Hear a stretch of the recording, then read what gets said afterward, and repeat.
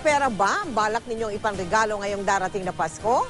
May nakahanda ng mga bagong pera ang Bangko Sentral ng Pilipinas o BSP para sa okasyong ito, pero babala ng BSP mag-ingat daw dahil posibleng maglipana ang mga pekeng pera.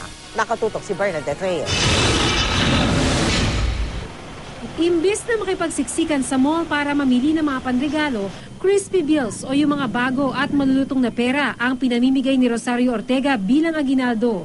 Nagsadya pa siya sa bangko para magpa-reserve. Papareserve ako talaga ng mga malutong na bills bago Christmas. Sa bangko? Nakagayak na kaagad yun. Nagpapareserve kasi pag hindi ka nagpa-reserve, di ka makakapalit eh. Kasi minsan merong bago nagbabayad yung mga bonus siguro nilang binabukod ko na rin. Sabi ng Bangko Sentral ng Pilipinas, huwag mag-alala kahit wala pa gaanong crispy bills na umiikot ngayon. Ito ay mga naka-reserve for Christmas. So hindi pa masyadong nilalabas yung kasi ang volume pag Christmas yun ang piniprepare. Pero bukod sa mga malulutong na pera na uso kapag holidays, naglipa na rin ng mga peking pera kaya dapat mag-ingat. Anumang denominasyon ng pera maaaring mapeke, pero ayon sa Bangko Sentral ng Pilipinas, mayroong mga paraan para malaman kung tunay ba o peke ang perang hawak nyo. Sa latin ng pera gamit ang kuko. Ang tunay na pera may mga bahaging nakaimbos o nakalutang. Meron tayong certain roughness doon sa papel mismo. Meron din tayong certain roughness or embossity dito sa mga prints.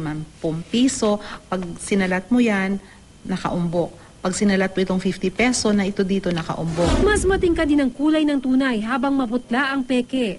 Mas pino rin ang mga titik at disenyo ng tunay. Meron din itong tinatawag na security thread na nagbabago-bago ng kulay. Itong stitches natin, ayan, tingnan mo. Pag tinignan mo yan, nagbabago-bago din ang kulay. At mas malaki kaysa sa dati nating pera. Ito ay nag-change sa red to green.